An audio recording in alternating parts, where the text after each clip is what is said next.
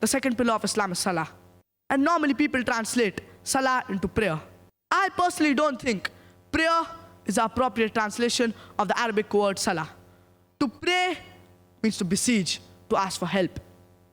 And in salah, besides asking for help, we praise Allah subhanahu wa ta'ala, we glorify Him, we are gaining guidance for Him.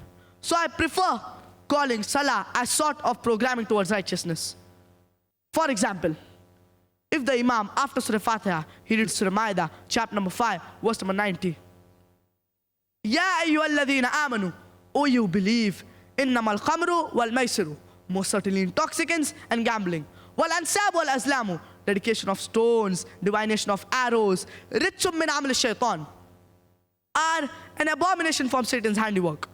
Fajtanibu la'allakum tuflihun. Abstain from it that ye may prosper. So here we are being programmed that alcohol is prohibited, gambling is prohibited, fortune telling is prohibited, idol worship is prohibited. We are being programmed towards righteousness. And Allah says in the glorious Quran, in Surah Ankabut, chapter number 29, verse number 45. Utlu ma uhiya ilayka min al-kitab wa aqim as-salah inna as-salata tanha 'anil fahsha'i wal munkar.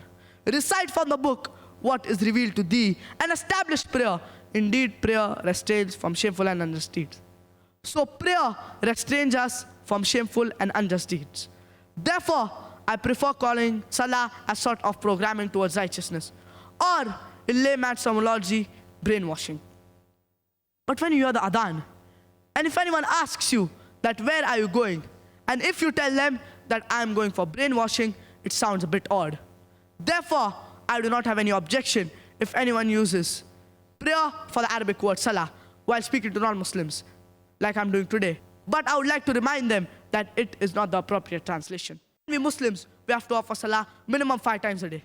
It is mentioned in the glorious Quran, in Surah Isra, chapter number 17, verse number 78, and Surah Taha, chapter number 20, verse number 130, that we Muslims have to offer salah minimum 5 times a day. Like how for the healthy body, the doctors they tell us to have 3 meals a day, similarly for a spiritual soul, we have to offer salah 5 times a day. And Allah says in the glorious Quran, in Surah Ma'idah, chapter number 5, verse number 6, that Ya ayyuhalladhina amanu, idha qumtum ila salah, O you believe, when you stand for prayer, faghsilu wujuhikum wa aydikum ila al-marafiq. So wash your faces and your hands till your elbows. Wamsahu bi ru'usikum wa arjulakum ila al-ka'bayn. And wipe your forehead and wash your feet till your ankle. So ablution is one of the prerequisites of salah. Wudu is fard. The same message is given in the Bible. If you read the Bible, it is mentioned in the book of Exodus, chapter number 40, verse number 31 and 32, that Moses and Aaron and his sons, they washed their hands and feet thereat. And when they came into the tent of congregation, they washed as the Lord had commanded Moses. And the same message is repeated in the book of Acts, chapter number 21, verse number 26, that Paul, along with his men, washed and they came into the tent of congregation. So wudu, ablution, is compulsory in Islam as well as in Christianity. And it's further mentioned in the glorious Quran, in Surah Taha, chapter number 20, verse number 11 and 12. When Moses, he approached the fire, he heard a voice. فَلَمَّا أَتَاهَا نُودِيَ يَا مُوسَى إِنِّي أَنَا رَبُّكَ. Indeed, I am your Lord. فَقْلَعْنَ عَلَيْكَ. So remove thy shoes from thy feet. إِنَّكَ بِالْوَادِ الْمُقَدَّسِ طُوَى.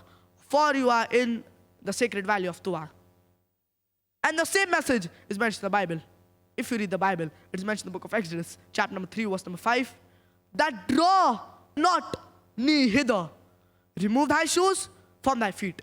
For the place where thou standeth is holy ground. The same message is repeated in the book of Acts, chapter number 7, verse number 33, that remove thy shoes from thy feet. For the place where thou standeth is a holy ground.